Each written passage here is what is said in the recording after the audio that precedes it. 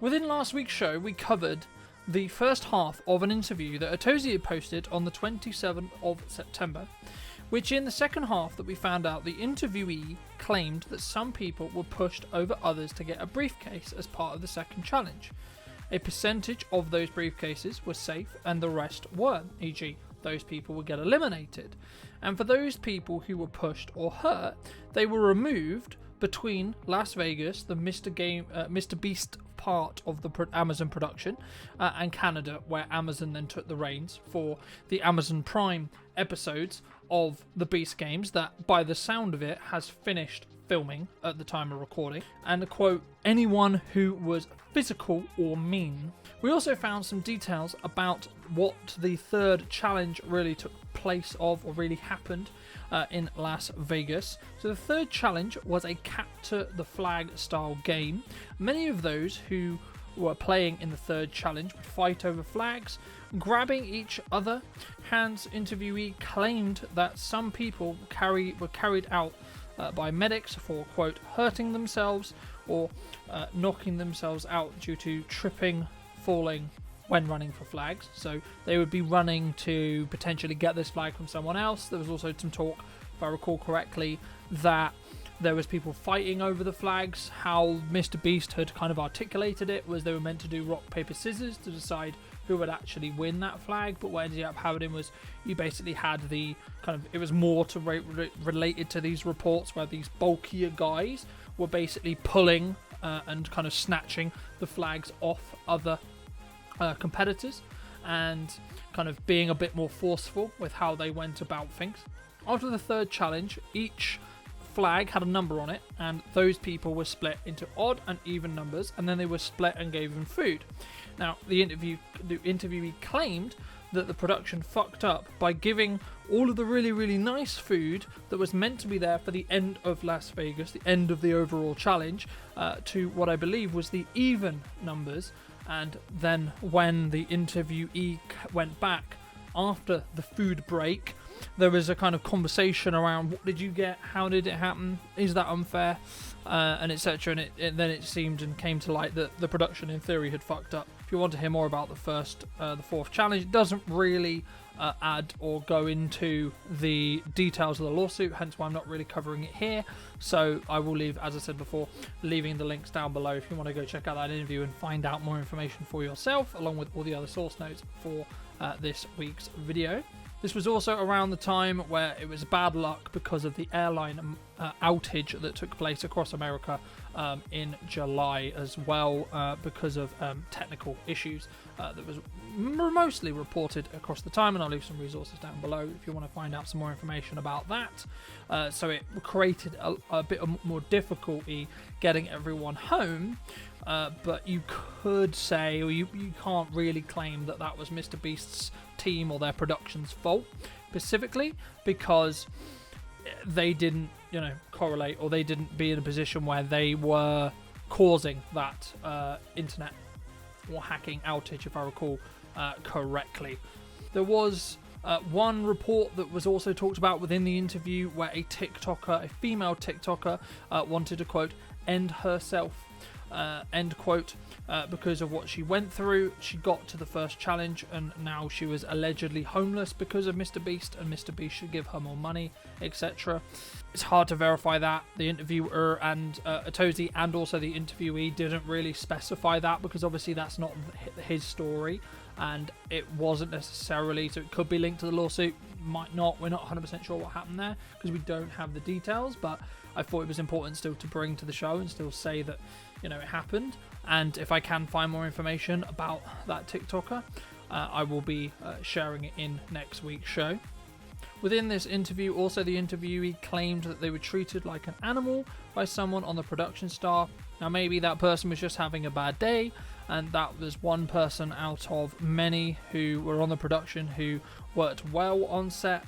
And when pushed to give more context and examples, the interviewee wasn't able to recall it. So this could just be a bad experience, or etc., or there wasn't 100%, or maybe it was just the wrong end of the stick, or maybe you need to also keep in mind as well that when this happened, it was to do, they were probably sleep deprived, they were probably slightly malnourished, especially if the lawsuit is to be believed, etc. So they were also, of course, in a level of high or medium to high stress situation because of the challenges and the sleep and the stuff we talked about in last episode as well.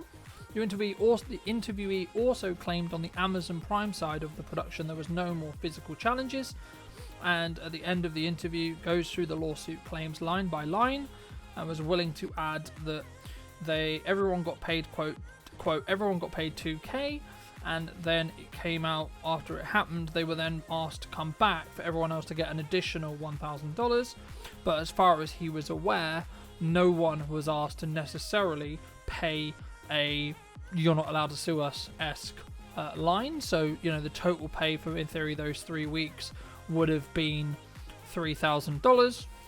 That's good or bad depending on how you look at it, but that's allegedly because this is around the lawsuit claiming that they weren't paid enough in compensation for what they were partaking, and would they be able, and we still don't really know whether the California law is going to hold in respect to would they be counted as independent contractors or would they be counted as independent employees of Mr. Beast's production company as contestants.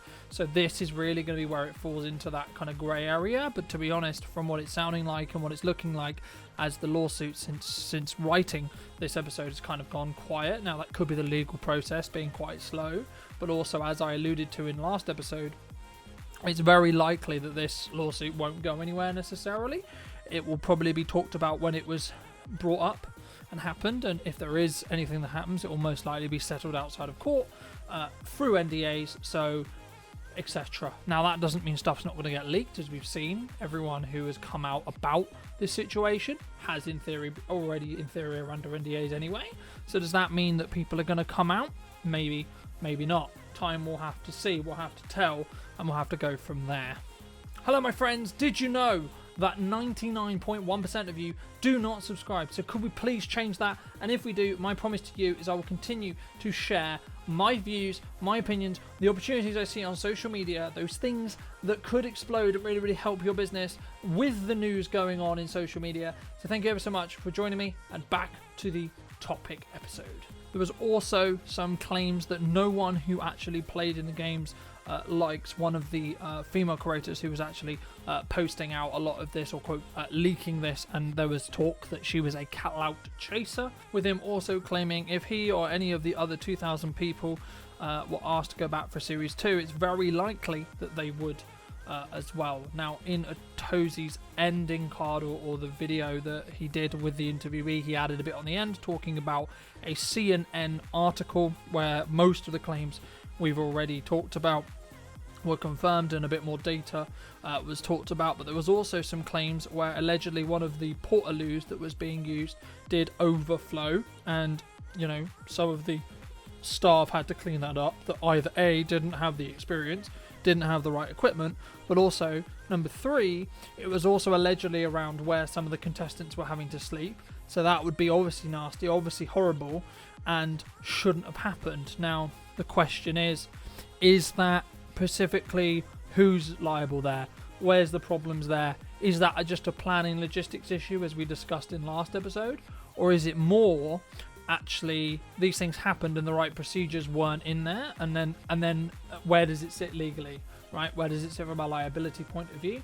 Again, unfortunately, probably something we're not going to know, because if it is covered in this lawsuit, it will likely be an open case. People will be paid off, sign NDAs, get the money, bye-bye, thank you very much.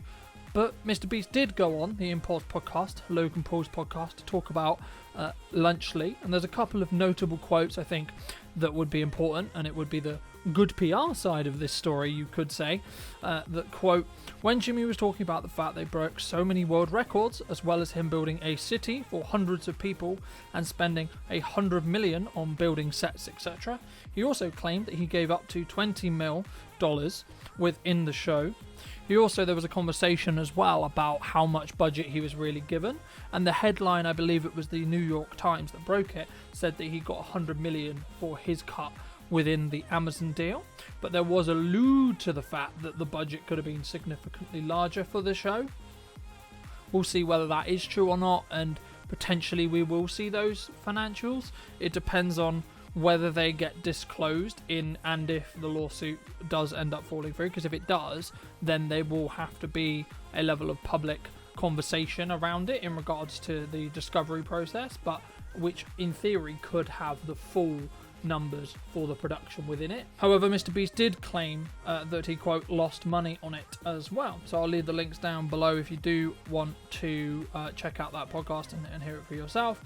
But also, there was no comments on the fact that the lawsuit was happening. There was no comments on the, issues potentially that happened. It sounded to me like it was a promotional piece for Lunchable, and then a quote-unquote catch-up boys chat, so to speak.